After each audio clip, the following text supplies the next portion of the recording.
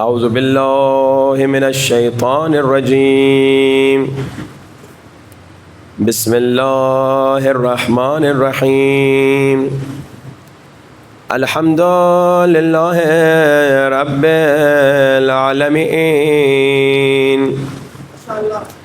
الحمد للہ کما هو اہل والصلاة والسلام على أشرف الأنبياء والمرسلين وخاتم النبيين أبي القاسم محمد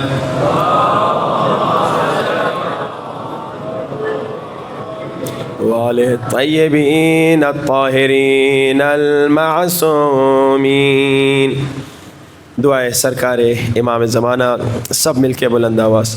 الہی اعظم البلاء وبرح الخفاء وانکشف الغطاء وانقطع الرجاء وضاقت الأرض ومنعت السماء وأنت المستعان وإليك المشتكى وعليك المعول في الشدة والرخاء. اللهم صل على محمد محمد أولي الأمر الذين فرست علينا طاعتهم وعرفتنا بذلك منزلتهم ففرج عنا بحقهم فرجاء عاجلا قريبا كلمح البصر أو هو أقرب. بلند آواز. يا محمد يا علي يا علي يا محمد يا علي يا علي اكفياني فإنكما كافيان وانصراني فإنكما ناصران. کھڑے ہو جائے. یا مولانا یا صاحب الزمان الغوث الغوث أدركني أدركني الساعة الساعة الساعة الأجل الأجل الأجل. يا أرحم الراحمين بحق محمد وآله الطاهرين. صلوات.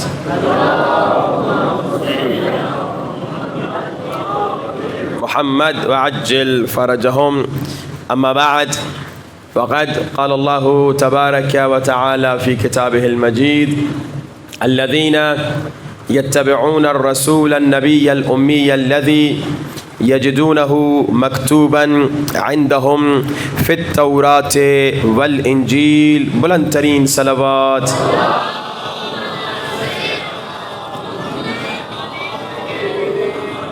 اذان واجب الاحترام مسلسل گفتگو ہو رہی ہے کہ خالق کائنات عظمت مولا مصطفیٰ کو سمجھا رہا ہے کہ مسلمانوں تمہارا نبی اتنا باعظمت ہے کہ ہے نبی مسلمانوں کا مگر توریت و انجیل میں اس کے فضائل نظر آ رہے ہیں.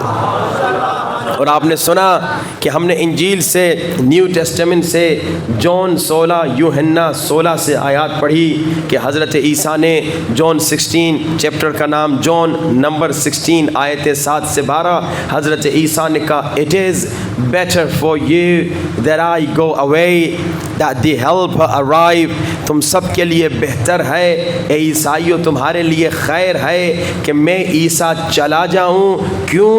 تاکہ مشکل کشا آ جائے. اور مشکل کشا کی صفات آپ نے سنی. حضرت عیسیٰ نے کہا he will convince the world, he will not speak on his own authority. وہ عالمین کے لیے آپ نے سنا قرآن میں بھی آیت ہے وَمَا أَرْسَلْنَاكَ إِلَّا رَحْمَةً لِلْعَالَمِينَ. اور آپ نے سنا کہ وہ اپنی مرضی سے کچھ نہیں کہتا. قرآن میں بھی آیت ہے وَمَا يَنْطِقُ عَنِ الْهَوَىٰ إِنْ هُوَ إِلَّا وَحْيٌ يُوحَىٰ. آج اور نام بھی بتایا، نام ہے فارقلیط. اگر فارقلیط کو ہیبرو سے عربی میں ترجمہ کریں تو احمد بنتا ہے. اب آج تورات سے آپ کی خدمت میں رسول پاک کا ذکر سنانا چاہتا ہوں. انجیل کو کہتے ہیں نیو ٹیسٹمنٹ، تورات کو کہتے ہیں اولڈ ٹیسٹمنٹ. اب تورات میں چیپٹر کا نام ہے ڈیوٹرونومی. آپ جا کے بائبل میں چیک کر سکتے ہیں، آج بھی آیت موجود ہے. ڈیوٹرونومی چیپٹر کا نام ہے، چیپٹر کا نمبر ہے 18، آیت کا نمبر ہے 18. ڈیوٹرونومی 18. اللہ موسیٰ پر وحی نازل کر رہا ہے. موسیٰ I will send them a prophet from among their own nation like you. اب انجیل آپ مختلف انجیلیں اٹھائیں گے. اب انجیلوں میں قرآن میں ایسا نہیں ہے. آپ پاکستان کا قرآن اٹھائیں، ایران کا قرآن اٹھائیں، سعودی کا قرآن اٹھائیں. اسلام کا کمال یہ ہے کہ ہر قرآن آپ کو ایک جیسا ملتا ہے. آپ اس سال کا قرآن اٹھائیں، 100 سال پرانا قرآن اٹھائیں، 500 سال پرانا قرآن اٹھائیں، ویسا ہی ہے، اس میں کوئی فرق نہیں ہے. لیکن انجیل میرے پاس 10 انجیلیں ہیں. ان ہر انجیل میں سیم آیت کو میں جب چیک کرتا ہوں تو ایک آیت سے 10 انجیلوں میں الگ انداز سے آئی ہے. تحریف ہے. اب اس کو آپ جا کے دیکھیے گا Deuteronomy 18 verse number 18. I will send them a prophet like you. Musa ایک نبی آئے گا جو تیری طرح ہوگا، جو تیرے مثل ہوگا. اب یہاں پہ کیونکہ کہا کہ بعد میں آئے گا، عیسائیوں نے کہا موسیٰ کے بعد عیسیٰ آیا تو وہ نبی کون ہے؟ عیسیٰ. ہم مسلمان کہتے نہیں، وہ نبی جو ڈیوٹرونومی 18 میں جس کا ذکر آیا ہے، جو مثل موسیٰ ہے، وہ ہمارے نبی ہیں. اب مناظرہ کرتے ہیں، تم اپنی دلیل دو، ہم اپنی دلیل دیتے ہیں. اب ہماری دلیل سنو بھائی. حضرت عیسیٰ کیا موسیٰ کے مثل ہیں یا ہمارے نبی موسیٰ کے مثل؟ دلیل دیتے ہیں. حضرت عیسیٰ نے کبھی شادی نہیں کی. حضرت موسیٰ نے شادی کی، ہمارے نبی نے شادی کی. اب غیر شادی شدہ کے مسئلے نہیں ہو سکتا. اور آگے بڑھیے. حضرت عیسیٰ کہتے ہیں میں اپنی شریعت نہیں لایا. Don't think that I have come to do away with the laws of Moses. یہ نہ سمجھو کہ میں اپنی شریعت لایا ہوں، بلکہ میں موسیٰ کی شریعت پر باقی ہوں. انجیل کے مطابق حضرت عیسیٰ کہتے ہیں مگر حضرت موسیٰ بھی صاحب شریعت ہیں، ہمارے نبی بھی صاحب شریعت ہیں. اب وہ نبی جو شریعت نہیں لایا، جو صاحب شریعت نہیں ہے، وہ اس نبی کے برابر، اس نبی کے مثل کیسے ہو سکتا ہے جو صاحب شریعت ہے؟ حضرت عیسیٰ کی دنیا میں کہیں قبر نہیں. حضرت موسیٰ کی بھی قبر ہے، ہمارے نبی کا بھی روزہ اور قبر ہے. اور آگے بڑھتے ہیں. حضرت عیسیٰ نے اسلامی گورنمنٹ قائم کرنے کی بڑی کوشش کی، مگر حضرت عیسیٰ نے اسلامی گورنمنٹ قائم نہیں کی. حضرت موسیٰ نے بھی اسلامی گورنمنٹ قائم کی، ہمارے نبی نے بھی اسلامی گورنمنٹ قائم کی. حضرت موسیٰ نے فرعون کے ظلم کی وجہ سے ہجرت کی، ہمارے نبی نے بھی مکے کے مشرکوں کے ظلم کی وجہ سے ہجرت کی. اور آگے بڑھتے ہیں. حضرت موسیٰ کو اللہ نے ایک بیٹی دی، ہمارے نبی کو بھی اللہ نے ایک بیٹی دی. حضرت موسیٰ کو اللہ نے ایک چچا زاد بھائی دیا جس کا نام ہارون ہے، ہمارے نبی کو بھی اللہ نے ایک چچا زاد بھائی دیا جس کا نام علی ہے. وہاں پر حضرت موسیٰ نے اپنی بیٹی کا نکاح اپنے چچا زاد بھائی ہارون سے کرایا. یہاں پر بھی ہمارے نبی نے اپنی بیٹی فاطمہ زہرا کا نکاح اپنے چچا زاد بھائی علی سے کرایا. اب اللہ کے رسول کی حدیث ہے، اللہ کے رسول کیا کہتے ہیں؟ یا علی انت منی بمنزلت ہارون من موسیٰ، تیری مجھ سے نسبت وہی ہے جو ہارون کی موسیٰ سے ہے. اور آگے بڑھیے. اب ہارون کی شادی ہوئی، حضرت ہارون کی حضرت موسیٰ کی بیٹی سے. مولا علی کی شادی ہوئی رسول کی بیٹی بی بی زہرا سلام اللہ علیہا سے. وہاں اللہ نے ہارون کو 3 بیٹے دیے. یہاں بی بی زہرا سے اللہ نے مولا علی کو 3 بیٹے دیے، وہاں ہارون کے بیٹوں کا نام شبر، شبیر، مشبر ہے۔ اگر عبرانی زبان سے شبر کو ترجمہ کریں تو حسن بنتا ہے، شبیر کو ترجمہ کریں تو حسین بنتا ہے، مشبر کو ترجمہ کریں تو محسن بنتا ہے۔ اب کون ہے؟ اب کون شبیہ ہے؟ حضرت موسیٰ کے عیسیٰ شبیہ ہیں یا ہمارے نبی شبیہ ہیں؟ اب دیکھیے گا وہاں پر اللہ کے حکم سے ہارون اخلفنی قومی، حضرت موسیٰ جب کوہ طور پہ جا رہے تھے نا تو حضرت موسیٰ نے ہارون کو اپنا خلیفہ بنایا۔ ہارون اخلفنی قومی، ہارون جب تک میں نہیں ہوں تو میری قوم میں خلیفہ ہے، لیکن اکثریت نے نہیں مانا اور سامری کو مانا۔ یہاں بھی غدیر میں رسول خدا نے سارے مسلمانوں کو کہا میرے بعد خلیفہ علی ہے، لیکن اکثریت نے پہلا خلیفہ نہیں مانا اور سقیفہ والے کو مانا۔ اور آگے بڑھتے ہیں، وہاں اللہ نے حضرت موسیٰ کو 12 جانشین دیے، یہاں اللہ نے ہمارے نبی کو 12 جانشین دیے۔ وہاں حضرت موسیٰ کا پہلا جانشین ان کے چچازاد بھائی ہارون ہیں، یہاں رسول خدا کے پہلے جانشین ان کے چچازاد بھائی میرے مولا علی ہیں۔ وہاں حضرت موسیٰ کے آخری جانشین حضرت عیسیٰ ہیں جو آج بھی زندہ ہے، غیب کے پردے میں ہے۔ اور یہاں رسول خدا کے آخری جانشین امام زمانہ ہے، آج بھی زندہ ہے، غیب کے پردے میں ہے۔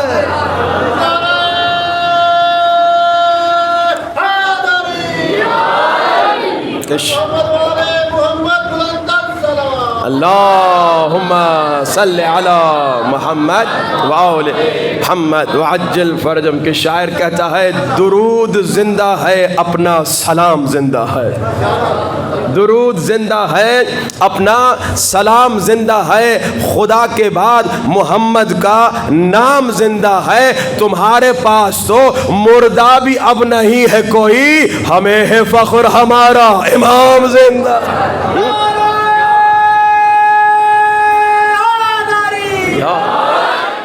یہ دیکھیے یہ اسلام کی عظمت ہے، یہ نبی کی عظمت ہے کہ نبی کا ذکر آج بھی توریت میں۔ کیا آپ سمجھتے ہیں عیسائی خوش ہیں جو ان کے پادری ہیں، جو ان کے پریسٹ ہیں، جو ان کے سمجھیے پوپ وغیرہ ہیں جو گمراہ ہو چکے ہیں، کیا وہ خوش ہیں کہ مسلمانوں کے نبی کا ذکر ہے؟ وہ مٹاتے جاتے ہیں، وہ تحریف کرتے جاتے ہیں ترجمے کے بہانے، لیکن اللہ نے کہا یجدونہ، ہمیشہ نبی کا ذکر باقی رہے گا، مٹانے والا مٹ جائے گا مگر نبی کا ذکر باقی رہے گا۔ اور یہ بہترین نعمت ہے، یہ تحفہ ہے اللہ کی طرف سے ہم مسلمانوں پہ کہ ہم اسلام کی تبلیغ کر سکتے ہیں۔ افسوس افسوس صد افسوس ہم لوگ اسلام کی تبلیغ نہیں کرتے، جتنا عیسائی اپنے دین کی تبلیغ کرتے ہیں ہم لوگ بالکل -0 میں ہیں۔ ہم اپنے دین کی تبلیغ نہیں کرتے، ہم اپنے مذہب کی بھی تبلیغ نہیں کرتے، حالانکہ وہابی بہت زیادہ تبلیغ کرتے ہیں۔ کئی واقعات میں صرف 1-2 واقعات کی طرف اشارہ کروں کہ وہابیوں نے کئی سال لگا کر عیسائیوں کو، انگریزوں کو، کینیڈینز کو، امریکنز کو مسلمان بنایا۔ ہم نے نہیں بنایا، وہابیوں نے محنت کی۔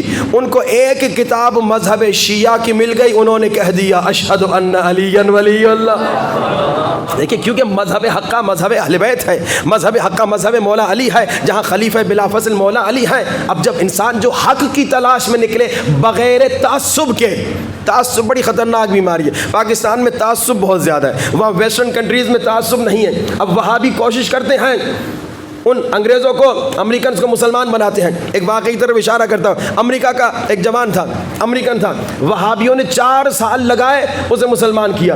بڑی محنت ہوتی ہے، بڑا خرچہ ہوتا ہے، 4 سال مسلمان اس کو بنانے میں انہوں نے محنت کی، بڑی محنت کی، لیکن آخر میں جب وہ مسلمان ہو گیا نا تو وہابیوں نے اسے کہا دیکھو تم مسلمان ہو گئے ہو، لیکن مسلمانوں میں ایک خطرناک فرقہ ہے، اس سے بچے رہنا، اس کا نام ہے شیعہ۔ یہ بڑے خطرناک ہوتے ہیں اور ان کی پہچان یہ ہے کہ ان کا قرآن 40 پاروں والا ہے۔ اچھا، ایک مولانا صاحب بیچارے بتا رہے تھے، میں امریکہ میں سفر پہ گیا تھا مجالس کے لیے، تو جہاز میں میرے ساتھ ایک بیٹھا تھا جو کہ تھا امریکن لیکن کنورٹڈ تھا، یعنی مسلمان ہو چکا تھا لیکن وہابی تھا۔ کہتے ہیں گپ شپ ہوئی، باتیں ہوئیں، اچانک باتوں میں میں نے کہا کہ میں آئی ایم شیعہ۔ اس نے کہا اس نے ایک مرتبہ سر سے پاؤں تک، پاؤں سے سر تک مجھے دیکھا، ایسے دیکھ رہا تھا جیسے کہ اس نے کوئی جن دیکھ لیا۔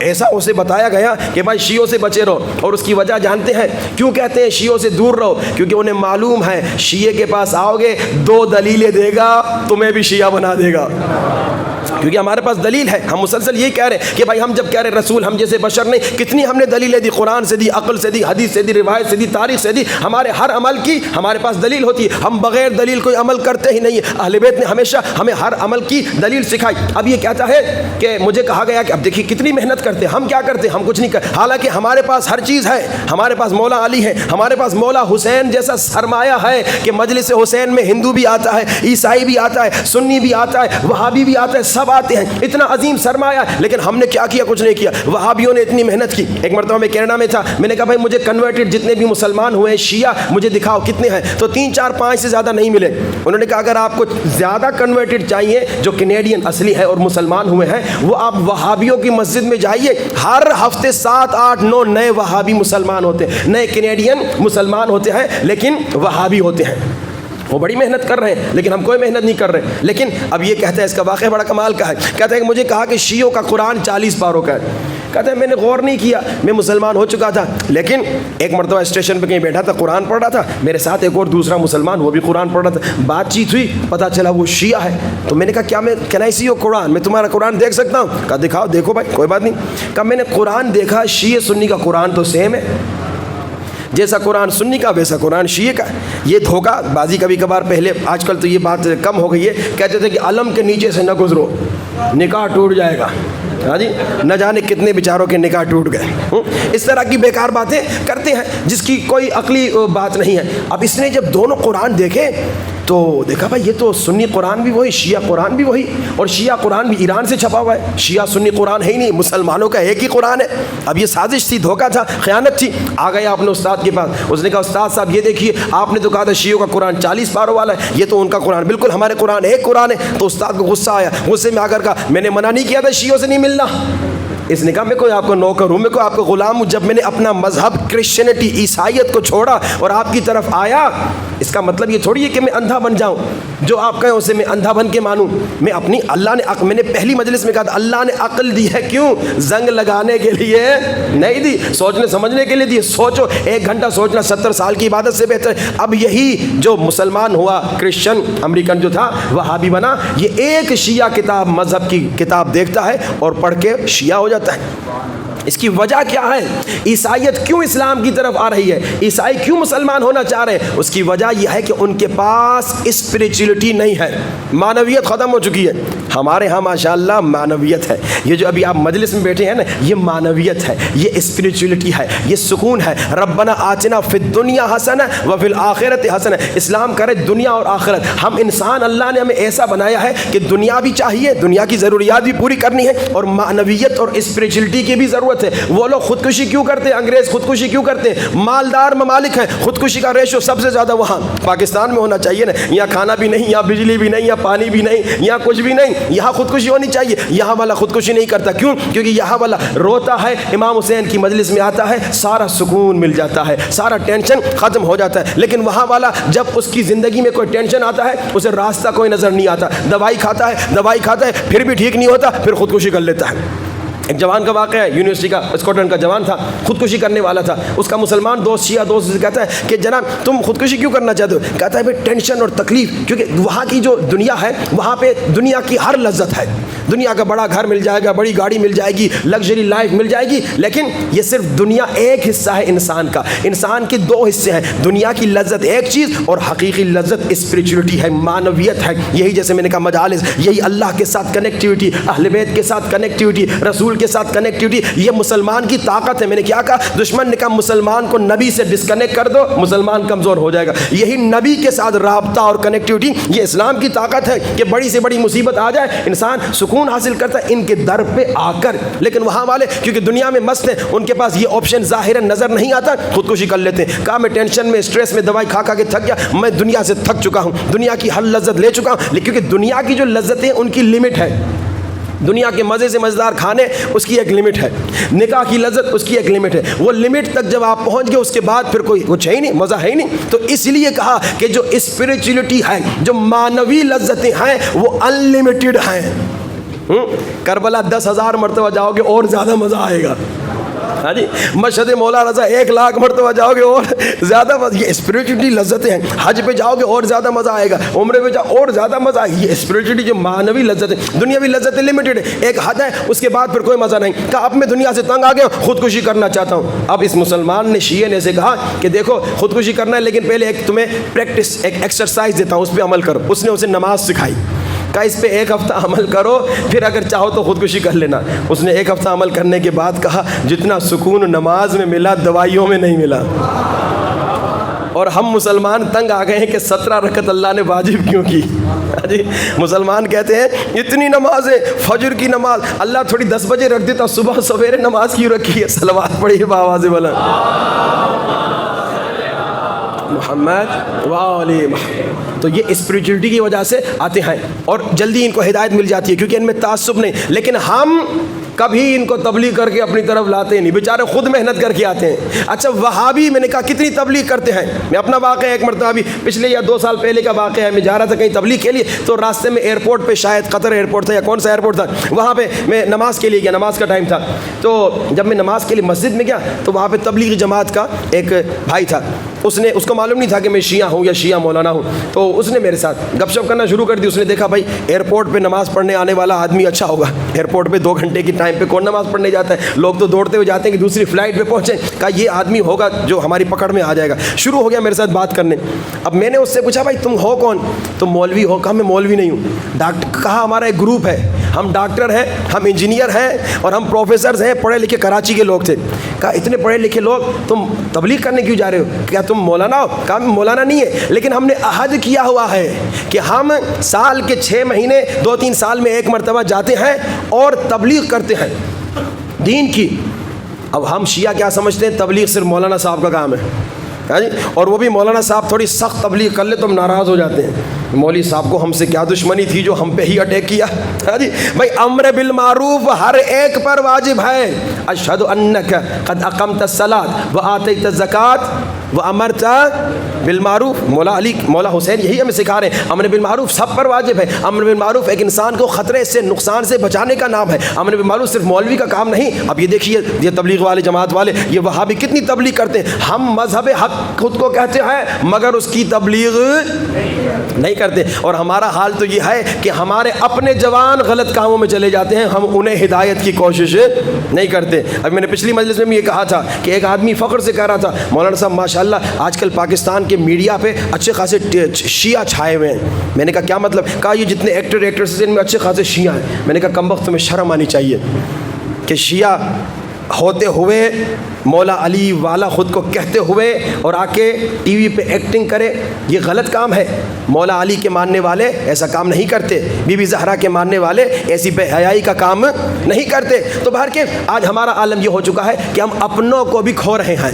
آج ہمارے جوان یا عقائد کے حملوں کا شکار ہو جائیں یا پھر اخلاقی بیماریوں کا شکار ہو رہے ہیں. اسی لیے ہم نے کہا کہ ہم کوشش کریں کم سے کم ان 10 دنوں میں 1 2 3 4 اخلاقی بیماریوں کو پہچان لیں, ان کا علاج دیکھ لیں اور پھر اس پہ کوشش کریں کہ اپنا علاج کریں. صرف سن کے دوسرے کان سے نکالنے کا کیا فائدہ, عمل کرنا. اسی لیے میں نے آپ کو کہا تھا القادر المقتدر القوی القائم پہ عمل کرو, لیکن اس میں بھی آپ لوگوں نے سستی دکھائی, آپ لوگ عمل میں کمزور پڑ گئے, نقصان آپ اپنا کر رہے ہیں. اور میں نے کہا امام زمانہ سے اگر قریب ہونا ہے, امام زمانہ سے قریب ہونے کے لیے اپنے مومن بھائیوں کی مدد کرنا واجب ہے, واجب ہے. امام صادق کا زمانہ ہے, امام فرماتے ہیں, صلوات پڑھی بآواز بلند, مولا فرماتے ہیں کہ کچھ لوگ رسول کو تکلیف دیتے ہیں, رسول کی توہین کرتے ہیں اور ہماری بھی توہین کرتے ہیں, ہمیں بھی تکلیف دیتے ہیں. اب ایک مومن کھڑا ہوا, اس نے کہا قبلہ جی آپ امام ہیں, آپ کی بات تو صحیح ہوگی, لیکن ہم تو رسول کے زمانے میں ہے ہی نہیں, ہم نے تو رسول کو تکلیف نہیں دی ہوگی. امام فرماتے ہیں ان لوگوں میں سے جس نے رسول کو بھی تکلیف دی, رسول کی بھی توہین کی, مجھے بھی تکلیف دی, میری بھی توہین کی, ایک تم ہو. اب آدمی پریشان, مولا ہاتھ جوڑ کے کہا ہوگا کہ آقا میں نے کیا توہین کی, میں آپ کا عاشق, میں آپ کا چاہنے والا, میں آپ کا غلام, میں آپ کا نوکر, کیسے آپ کی توہین کروں گا. مولا نے فرمایا یاد ہے جب تم حج پہ جا رہے تھے, اب پرانے زمانے کا حج تھا, وہ جہازوں کا تو تھا نہیں, گاڑیوں کا تو تھا نہیں, پرانے زمانے میں جو مالدار لوگ ہوتے تھے وہ گھوڑوں پہ یا اونٹوں پہ جاتے تھے، جو غریب تھے وہ پیدل جاتے تھے۔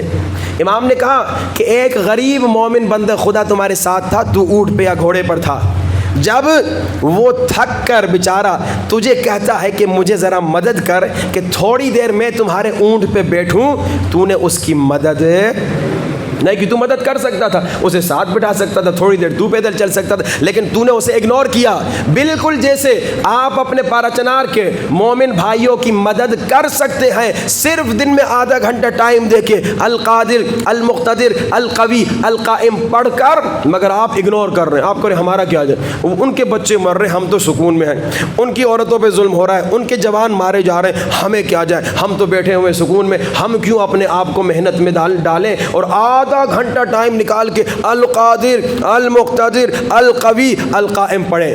یعنی آپ عمل سے اپنے مولا پہ ظلم کر رہے ہیں، مولا کی توہین کر رہے ہیں اور مولا کا دل دکھا رہے ہیں۔ اور پھر دوسری حدیث سنیے، ساتھ میں سرکار فرماتے ہیں، امام کہتے ہیں لوگوں اگر تم نے کسی مومن بھائی کی مدد کی، اب یہ مدد مالی مدد ہو سکتی ہے، یہ مدد جیسے یہ ذکر میں نے آپ کو دیا ظالموں کے تختے کے پلٹنے کے لیے، یہ مدد ہو سکتی ہے، علمی مدد ہو سکتی ہے، کوئی بھی مدد، اگر تم نے اپنے بھائی مومن بھائی کی مدد کی تو سنو، تم نے صرف اس کی مدد نہیں کی، تم نے اپنے امام موسیٰ کاظم کی مدد کی۔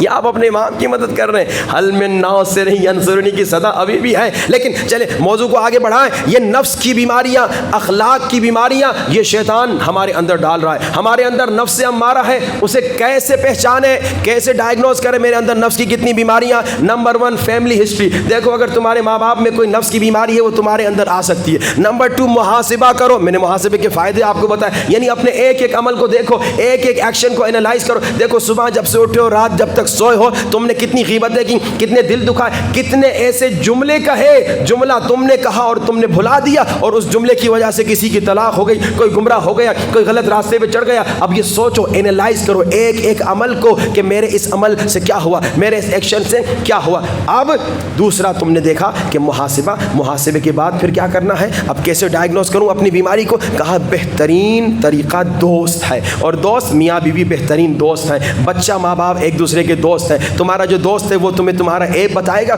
یہ تمہیں تمہاری نفس کی بیماریاں بتائے گا۔ پھر میں نے کہا چوتھا عالم دین، وہ تمہیں جو تمہارے ریزیڈنٹ عالم ہے، جو آپ کا سمجھیے پیش امام ہے، جو جس کے ساتھ آپ کا ملنا جلنا ہے، وہ آپ کو بتائے گا کہ بھئی تم میں کیا بیماریاں ہیں۔ پھر پانچواں میں نے کہا کتاب کا پڑھنا، قلب سلیم کتاب ہے شہید دستغیب کی، اسی طرح گناہ کبیرہ کتاب ہے شہید دستغیب کی، امام خمینی کی کتاب ہے 40 حدیث 40 حدیث، ان کتابوں کو پڑھو۔ اگر نہیں پڑھ سکتے جوانوں کو جو پڑھ سکتے ہیں انہیں بولو پڑھیں، تاکہ اس میں نفس کی بیماریوں کے سمٹمز بھی معلوم ہے اور اس کا علاج بھی معلوم ہے۔ اب ہم نفس کی ایک بیماری کو ختم کرتے ہوئے نفس کی دوسری بیماری کی طرف جاتے ہیں۔ نفس کی ایک بیماری غیبت تھی، کہ ہم نے کہا غیبت کتنی خطرناک ہے، کہ آپ اگر ایک انسان کی غیبت کریں، اللہ اگر بے دلیل بے ہدف غیبت کرتے ہیں تو شیطان انسان کے نطفے میں شامل ہوتا ہے۔ اللہ نے حضرت موسیٰ کو کہا موسیٰ غیبت کرنے والا اگر توبہ کیے بغیر مرے تو سب سے پہلے جہنم میں، توبہ کر کے مرے بھی تو سب سے آخر جہنم میں۔ کیوں؟ کیونکہ توبہ اس نے خود سے معافی مانگی ہے، غیبت کسی اور کی ہے، جس کا دل دکھایا ہے، جس کی توہین کی ہے، جس کو ذلیل کیا ہے، جس کو قتل کیا ہے، جس کی شخصیت خراب کی ہے، جب تک اس سے معافی نہ مانگے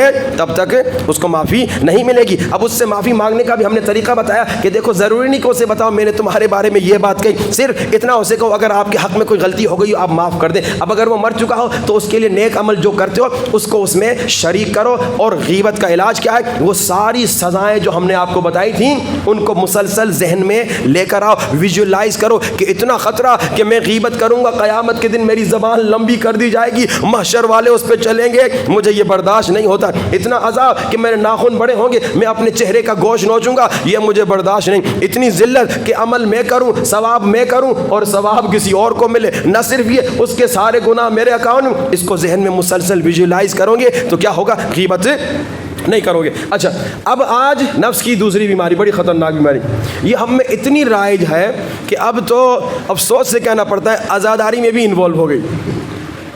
ایک زمانہ تھا، آپ سب کو یاد ہوگا، مجھے یاد ہے ہمارے بچپنے کا زمانہ، جب مجلس کے اشتہار بنتے تھے اس میں کیا ہوتا تھا؟ ذاکر کا، عالم کا نام ہوتا تھا۔ آپ لوگوں نے زمانہ دیکھا ہوگا۔ اب کیا ہے؟ فوٹو آ جاتے ہیں، فوٹو، اور پھر میں ناراض بھی ہو جاؤں گا اگر میری تصویر چھوٹی لگے، کہا بھائی میرا فوٹو بڑا ہونا چاہیے، میرا نام بڑا ہونا چاہیے. پھر اسی طرح کئی اور دیگر چیزیں بھی آ گئیں. میری ویڈیو بنانا اچھی طرح سے، میری انٹری کی ویڈیو بنانا. ہاں بھائی، یہ سارا کیا ہے؟ یہ سارا ریاکاری، شو آف، دکھاوا، نفس کی بیماری ہے، نفس کی خطرناک بیماری. اور سب سے بڑا احمق انسان ہوتا ہے جو اس میں مبتلا ہوتا ہے. احمق سمجھتے ہیں پاگل آدمی. کیوں؟ کیونکہ بھائی جن لوگوں کی تعریف کے لیے تم محنت کر رہے ہو، یہ ایک لمحے میں تیرے دشمن بن سکتے ہیں. بھئی آپ جتنے مظفر گڑھ کے مومنین ہیں، یہ ہمارا تیسرا سال ہے ہم آپ کی خدمت میں، کچھ لوگ ہمیں جانتے ہیں. ہاں جی، اب ایک غلط ویڈیو ہماری آپ کے پاس پہنچ جائے، کسی نے، آج کل اے آئی کا زمانہ ہے نا، کسی نے جھوٹی ویڈیو بنا لی ہماری، آپ کو بھیج دی، واٹس ایپ کا زمانہ ہے، فارورڈ کرو، سب کے پاس آ گئی. آپ جتنے مومن آج اگر ہم سے تھوڑی بھی محبت کرتے ہوں گے، کیا ہوں گے؟ دشمن. ہم نے تو بڑا اچھا مولوی سمجھا تھا، باتیں تو ممبر پہ اچھی اچھی کرتا تھا، لیکن ہم نے ویڈیو دیکھی یا ہم نے بات سنی، مجھ سے پوچھے گا بھی کوئی نہیں، کوئی مجھ سے نہیں پوچھے گا. سب کہیں گے وہ مولوی صاحب کو ہم نے اچھا سمجھا تھا، یہ تو غلط نکلا. اور اگر میں نے یہ 3 سال محنت یہاں پہ آپ کے لیے، آپ کی تعریف لینے کے لیے کی، تو میری محنت تو ضائع ہو گئی نا. بھائی ایسا ہی ہے نا، میں نے محنت کی، وہ مظفر گڑھ والے میری تعریف کریں، خدا نہ خواستہ، اللہ نہ کرے، توبہ توبہ. میں نے مثال محنت کی کہ آپ لوگ میری تعریف کریں. ایک کلپ آ گئی میرے خلاف، اے آئی کی بنی ہوئی، وہی جھوٹی. ایک میری کسی نے کلپ مجلس سے ادھر ادھر کاٹ کے، جیسے آج کل کرتے ہیں نا، کسی نے میری جھوٹی کلپ بنا لی، وائرل کر دی، آپ سارے میرے دشمن ہو جائیں گے، مجھ سے پوچھے بغیر میرے خلاف باتیں بولیں گے. تو عقل کیا کہتی ہے؟ ان لوگوں کے لیے محنت کر رہے ہو، ان لوگوں کی تعریف حاصل کرنے کے لیے تم محنت کر رہے ہو جو ایک لمحے میں تیرے خاندانی دشمن بن جائیں گے. بھائی آپ کے مظفر گڑھ میں کوئی مومن 40 سال محنت کرے، 40 سال خدمت کرے، ہاں جی، ایک غلطی کرے، آپ 40 سال بھلا دیں گے، وہ غلطی یاد رکھیں گے. ایک مشہور و معروف واقعہ میں اکثر یہ سناتا ہوں. ایک گاؤں کا واقعہ تھا، ایک بیچارہ بندہ خدا وہاں گاؤں میں بڑی خدمت کرتا تھا. اس نے مسجد وہاں بنائی، امام بارگاہ وہاں بنایا، اسکول وہاں بنایا، بڑا خیر کا کام کرتا تھا، مالدار تھا، اس نے پیسہ لگایا. اب کیا ہوا؟ انسان ہے، ایک مرتبہ بیچارے کی مجمع میں گیس نکل گئی، انسان سے ہو جاتی ہے. اب لوگوں کو یہ یاد نہیں رہا، جس نے مسجد بنائی، جس نے امام بارگاہ بنائی، لوگوں میں مشہور ہوگا گیسو بھائی آئے، گیسو بھائی. وہ بیچارہ وہاں سے نکل کے چلا گیا، عزت کا معاملہ تھا، اس کا نام خراب ہو گیا. اتنی خوبیاں بھول گئے، ایک برائی سب کے ذہن میں بیٹھ گئی. 10 15 20 سال کے بعد بیٹے نے کہا بابا جی چاہ رہا ہے کہ اپنے آبائی گاؤں جاؤں. باپ نے کہا نہ جانا. کہا بس چلا جاتا ہوں. آیا، ایک دن کے بعد وہ بھی بھاگ گیا. سب نے کہا کون آئے؟ گیسو کا بیٹا آیا ہے. یہ دنیا کا حال ہے کہ آپ کی 100 خوبیاں بھول جائیں گے، آپ کی ایک غلطی ہمیشہ یاد رہے گی. غلطی نہ بھی ہو تو الگ بات ہے، غلطی ہو بھی پھر یاد رہے گی. اور اللہ کون ہے؟ 40 سال آپ نے گناہ کیا، 50 سال آپ نے گناہ کیا، 60 سال آپ نے گناہ کیا، ایک توبہ کی اللہ 60 سال مٹا دے گا. ہاں جی، اللہ آپ کے 60 سال بار بار نہیں کہے گا تم نے 60 سال گناہ کیا، تم نے 60 سال برائی کی، تم نے 60 سال نہیں. توبہ ایک کی، 60 سال اللہ کہے گا فرشتوں ایسا مٹا دو گویا اس نے کام غلط کیا ہے نہیں. البتہ حق الناس اور حق اللہ میں فرق ہے. جیسے حق اللہ، آپ اللہ سے معافی مانگے اللہ معاف کر دے گا. حق الناس جیسے غیبت ہے، جب تک وہ بندہ معاف نہیں کرے گا تو معافی نہیں ہوگی. لیکن جنرل ہم بات کر رہے ہیں حق اللہ کی کہ اللہ کتنا کریم ہے. تو اے انسان، لوگوں کے لیے، لوگوں کی تعریف کے لیے محنت نہ کر، اللہ کی تعریف کے لیے محنت کر. اللہ کی تعریف کے لیے محنت کر. اللہ تمہاری تعریف کرے بس، اور کیا چاہیے. تو جس کو مل گیا سب اس کو مل گیا. دنیا کی یہ مثال ہے. اور حدیث سنیے، روایت سنیے، کل تفصیل سے اس پہ گفتگو ہوگی، اس کی نشانیوں پہ اور اس کے علاج پر بھی گفتگو ہوگی کہ اس کی نشانیاں کیا ہے اور اس کا علاج کیا ہے. اب حدیث کمال کی ہے کہ قیامت کا دن ہوگا، قیامت کے دن نیک نمازی لوگ لائے جائیں گے. ان کا تصور ہوگا ہم نے نماز پڑھی، ہم نے روزہ رکھا، ہم نے خمس دیا، ہم حج پر گئے، ہم نے زکوٰۃ دیا، تو ہم تو جنتی. آواز آئے گی فرشتوں انہیں جہنم میں ڈال دو. خدایا ہم نے نماز پڑھی، ہم نے روزہ رکھا. آواز آئے گی تم نے لوگوں کو دکھانے کے لیے نماز پڑھی تاکہ لوگ تمہیں نیک نمازی کہیں. جاؤ ثواب ان سے لو جن کو دکھانے کے لیے کیا، میرے پاس تیرا کوئی ثواب نہیں ہے. پھر کیا ہوگا؟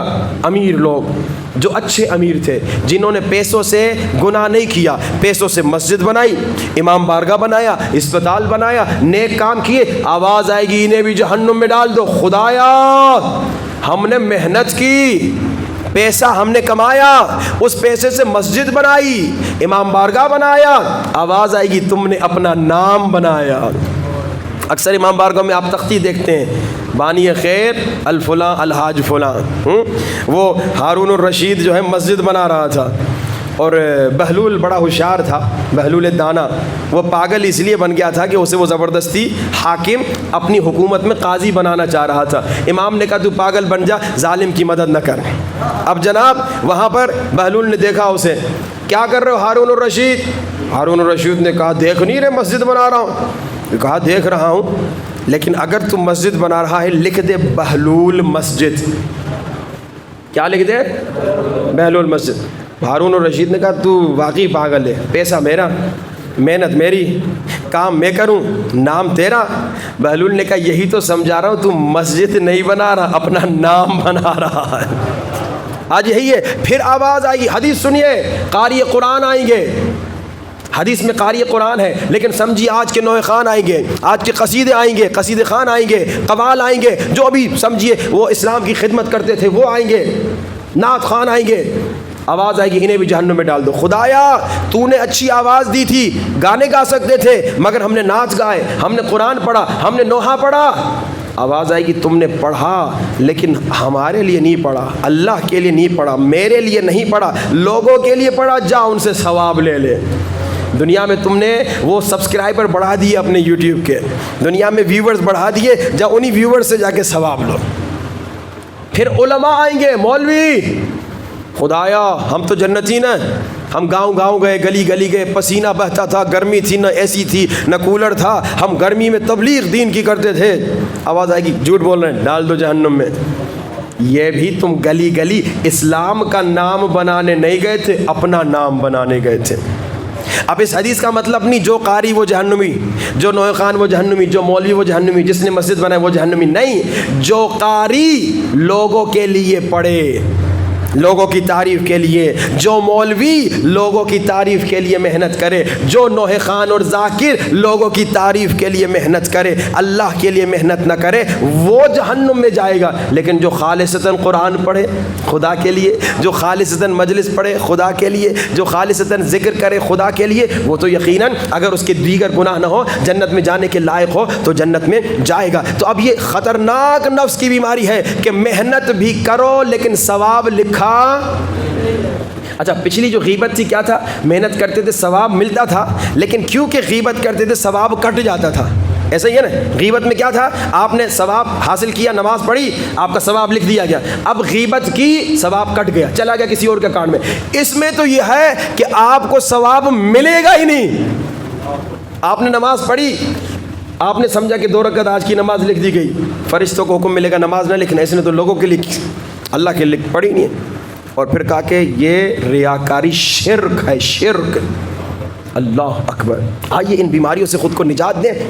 وقت بہت ہو چکا ہے، بس انشاءاللہ آج کے بعد کیونکہ مصائب زیادہ پڑھنے ہیں تو مجلس چھوٹی ہوتی رہے گی، اور ہم بھی آج دیر میں رہے ہیں، کوشش تو کر رہے ہیں، جیسے کل ہم تھوڑا جلدی آ گئے تھے لیکن آج پھر دیر میں پہنچے. ڈپینڈ کرتا ہے پچھلی مجلس کب ختم ہو.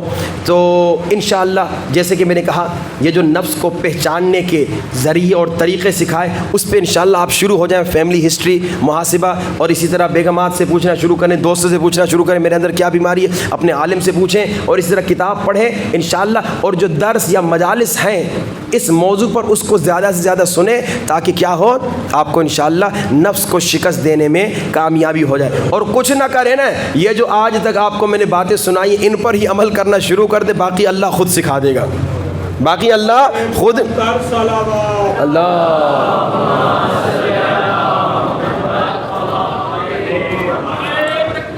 اللہ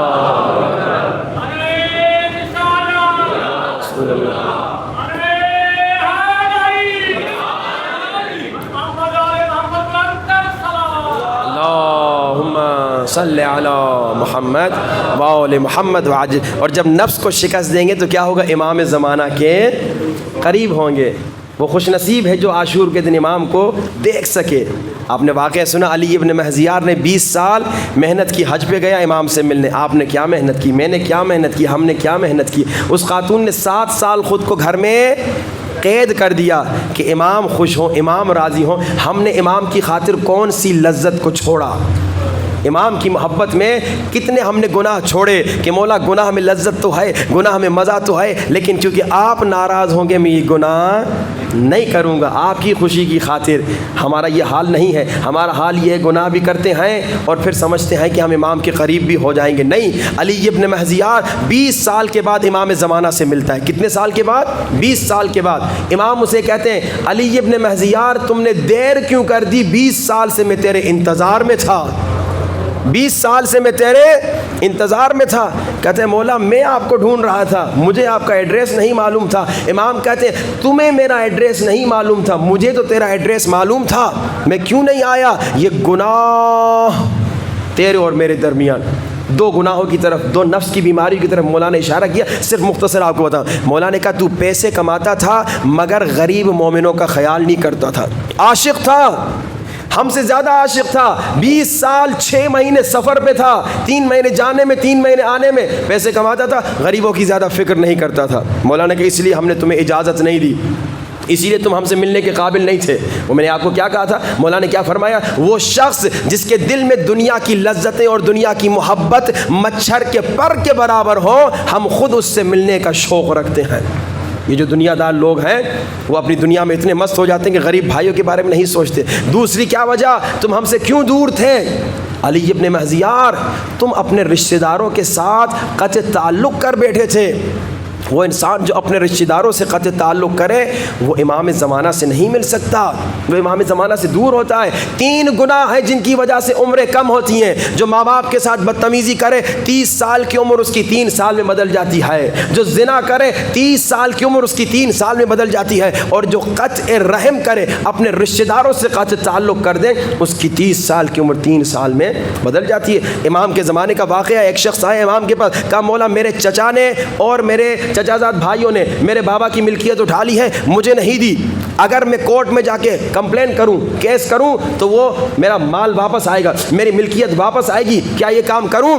امام نے کہا نہیں، یہ قطع رحم ہے، یہ ظلم ہے رشتہ داروں کے ساتھ۔ کہا انہوں نے ظلم کیا؟ مولا نے کہا تم ظلم نہ کرو۔ اب جب مولا نے کہا تم ظلم نہ کرو تو اس نے مولا کی اطاعت کی۔ ہم اطاعت میں بھی کمزور ہیں، مولا کی بات بھی نہیں سنتے۔ اب کیا ہوا، کچھ عرصے کے بعد جب اسے پھر مولا کی ملاقات ہوئی، مولا نے پوچھا بتاؤ تمہارے چچا اور چچا زاد بھائی کیسے ہیں؟ کہا مولانا مولا ایک ہی گھر میں ہم رہتے تھے، چچا بھی بیمار ہو گیا، مر گیا، وبا آئی تھی، بیماری آئی تھی، وائرس آیا تھا، چچا بھی بیمار ہو کے مر گیا، چچا زاد بھائی بھی بیمار ہو کے مر گیا، لیکن میں بچا رہا۔ مولا نے کہا جانتے ہو کیوں؟ مولا کیوں؟ کہا کیونکہ تم نے قطع رحم نہیں کیا، انہوں نے تم پہ ظلم کیا، قطع رحم کیا، رشتہ داروں سے تعلق توڑ دیا، لیکن تم نے نہیں توڑا۔ تم کمپلین کر سکتے تھے، تم کورٹ جا سکتے تھے، انہیں ذلیل کر سکتے تھے اپنا مال واپس لینے کے لیے جو کہ تمہارا حق تھا، لیکن تم نے نہیں کیا تو اللہ نے تمہاری عمر بڑھا دی۔ انہوں نے ظلم کیا، اللہ نے عمر گھٹا دی۔ اب کوشش کریں، امام نے کہا کہ یہ 2 میسیجز ہیں، دنیا داری میں مست نہ ہو، قطع رحم نہ کرو تو میرے قریب ہو جاؤ گے۔ یہ امام کا پیغام ہے ہم سب کے لیے، آئیے کوشش کریں کہ ان پہ عمل کریں، اور یہ جو آپ انشاءاللہ باتیں سن رہے ہیں اس پہ پریکٹس کریں۔ یعنی اگر کوئی یہاں بیٹھا ہوا ہے جس نے اپنے رشتہ داروں سے قطع تعلق کیا ہوا ہے، مجلس کے بعد فون کرے یا گھر پہ جائے اور ان سے پھر کہے امام زمانہ کی خاطر میں تم سے راضی، تم مجھ سے راضی ہو جاؤ۔ اگر وہ خدا نخواستہ ٹھیک نہیں ہوتا آپ خود کو بچا لیں، باقی وہ اگر غلط رہنا چاہتا ہے تو اس کو سزا ملے گی۔ آپ کم سے کم امام کی خاطر، امام کی محبت میں، امام کے عشق میں وہ اپنی رشتہ داریوں کے جو تعلقات کٹے ہوئے ہیں خدا نخواستہ وہ بنا دیں تاکہ امام خوش ہو جائیں۔ آئیے، بہت دیر ہو چکی ہے، آج میں ایک نسخہ آپ کو بتانا چاہ رہا تھا۔ 10 کام ہیں جن کاموں کے ذریعے سے آپ کے گھر میں فرشتے زیادہ سے زیادہ آئیں گے، اور فرشتوں کے آنے کی وجہ سے گھر کا جھگڑا ختم، فتنہ ختم، فساد ختم، سکون آ جائے گا۔ لیکن اس میں کم سے کم 10-15 منٹ ٹائم نکل جائے گا، تو آج میں چھوڑتا ہوں، اگر کل وقت رہا کل انشاءاللہ اس پہ گفتگو ہوگی۔ پچھلے نسخوں پہ انشاءاللہ آپ عمل کرتے رہیے گا، اللہ آپ کو کامیابی دے۔ جو سب سے کمال کا نسخہ ہے گریہ بر حسین، اور گریہ بر مولا حسین میں دیکھ رہا ہوں چند دنوں سے بہت سارے لوگ رو رہے ہیں، لیکن بعض لوگوں کو رونا نہیں آ رہا۔ یہ محاسبہ کرو، کیا وجہ ہے جو میں گریے سے محروم ہوں؟ یہ گریہ نعمت ہے، یہ ہر ایک کو نہیں ملتا. عیسائی کو رونا نہیں آتا، آپ جا کے دیکھیے. یہ جو ہم روتے ہیں، اور ہم میں بھی ہر ایک کو رونا نہیں آتا. بہت سارے لوگ بس دیکھ رہے ہوتے ہیں، سوچ رہے ہوتے ہیں، کوشش کرتے ہیں، مگر آنسو نہیں آتے. کہ آنسو اس دل سے آتے ہیں جسے حسین نے اجازت دی ہو. اسی لیے میں کہتا ہوں شروع میں مولا کو سلام کریں. سلام جب ہم کرتے ہیں مستحب ہے، جواب وعلیکم السلام واجب ہے. جس کو مولا جواب دے شاید وہ رونا شروع کر دے. البتہ اس کے لیے مولا تو جواب دیں گے، لیکن ہمارا بھی پاک ہونا ضروری ہے. کہ بارش پوری رات برسے لیکن اگر گلاس الٹا ہو اس میں پانی جمع نہیں ہوگا. اپنے دل کا گلاس آسماں کی طرف کرو، اپنے دل کا گلاس مولا حسین کی طرف کرو، پھر دیکھو کیسے تڑپ تڑپ کے رو گے. میں مسلسل کہہ رہا ہوں مصائب پڑھنے کی ضرورت ہی نہیں ہے، صرف حسین کا نام، صرف حسین کا نام، صرف حسین کا نام کافی ہے رونے کے لیے. آئیے سینے پہ ہاتھ رکھیے، آنکھوں کو بند کیجئے. 6 محرم میں تصور کیجئے مولا حسین کے حرم میں آئے اور ایک ننھی 6 مہینے کی قبر تلاش کر رہے ہیں. السلام علی الحسین، بلند السلام علی وعلی علی ابن وعلی اولاد الحسین وعلی اصحاب. میرا سلام اس ننھے بچے پہ جس کی قبر پورے مولا کے حرم میں ڈھونڈو گے تو نہیں ملے گی. کس ننھے بچے کی قبر؟ اور جو باب الحوائج ہے اور سب سے چھوٹا باب الحوائج ہے. 6 مہینے کا علی اصغر. ایک زائر کربلا مولا حسین گیا، بڑی دیر سے مولا کے حرم میں علی اصغر کی قبر تلاش کر رہا تھا، مگر اسے علی اصغر کی قبر نہیں ملی. اس زمانے کے عالم دین آیت اللہ کشمیری کے پاس آگے کہتا ہے مولانا میں نے سنا تھا کربلا میں حسین کا 6 مہینے کا بچہ بھی شہید ہوا تھا، مگر بڑی دیر سے تلاش کر رہا ہوں، حسین کے ننھے اصغر کی قبر نہیں مل رہی. آیت اللہ کشمیری نے کہا مجھے مہلت دو 1 دن کی، مولا حسین سے پوچھ کے بتاتا ہوں. مولا حسین کے روزے پہ رو رو کے کہتے ہیں آقا علی اصغر کی قبر کہاں ہے؟ رات میں خواب میں مولا حسین کو دیکھتے ہیں، مولا کہتے ہیں کشمیری اس مومن کو بچا دے، علی اصغر کی قبر کو تلاش نہ کرے، اصغر کی قبر حسین کے سینے پہ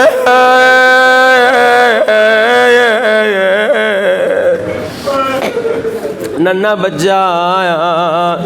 عزادار و اصغر کے مصائب تم تو شیعہ ہو، ہندو بھی برداشت نہیں کر سکتے.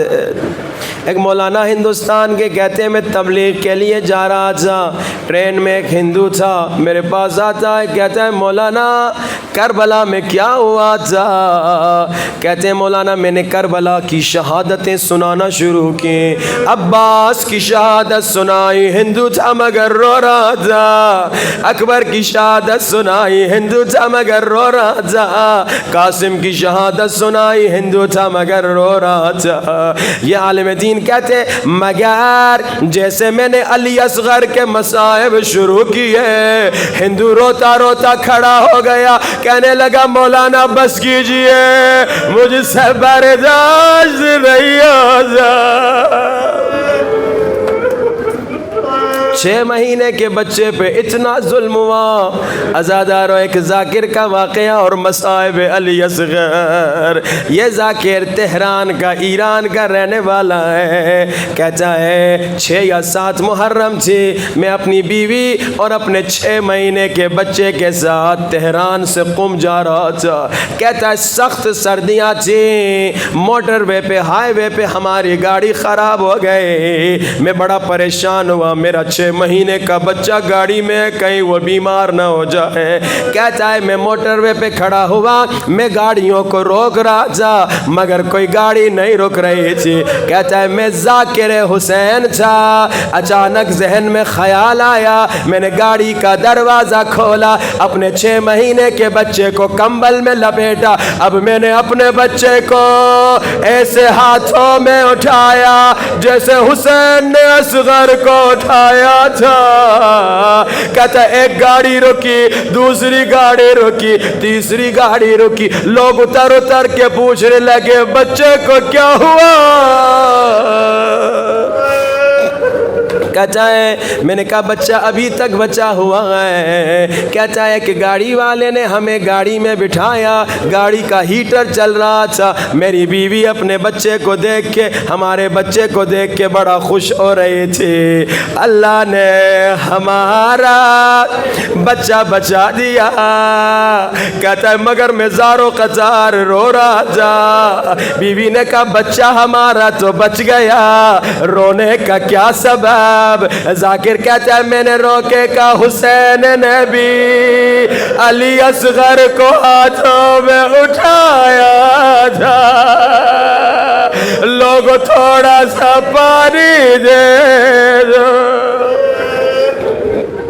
مگر ظالموں نے پانی نہیں دیا عزادارو زیادہ زحمت نہیں دوں گا جتنا ہو سکے چیخ چیخ کے رونا اصغر کے مصائب باب الحوائج ہیں اپنی حاجتیں مانگنا مگر پہلی حاجت یہ ہو خدایا امام زمانہ کا جلد ظہور فرما تاکہ اس ظالم سے انتقام لے جس نے اصغر کے گلے میں تیر مارا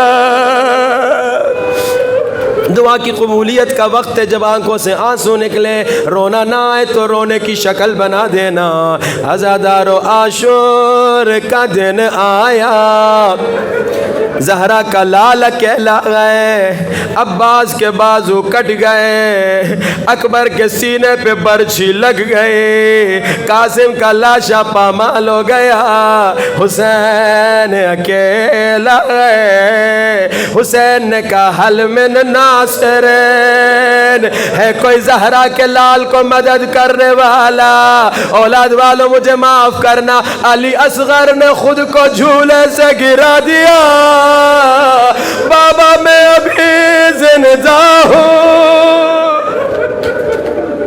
بابا میں ابھی زندہ ہوں بابا میں مدد کو تیار ہوں بیویوں کے رونے کی آواز آئی مولا حسین واپس آئے مولا نے پوچھا بیویوں کیوں رو رہی ہو بیویوں نے کہا مولا اصغر تیار ہے اصغر کو ساتھ لے جائیے مولا حسین علی اصغر کو لے کر آ رہے ہیں عجب نہیں اصغر کی ماں نے مولا حسین کو روکا ہو آقا ذرا تھوڑی دیر کے لیے مجھے میرا اصغر واپس دیجئے مجھے نہیں معلوم شاید اصغر کی ماں نے اصغر کے چھوٹے چھوٹے بالوں کو کنگھی کر کے کہا ہو علی اصغر اگر دادی کہے اماں نے منہ کیوں نہیں دھلایا اور دادی کو کہنا اماں کے پاس پانی نہیں تھا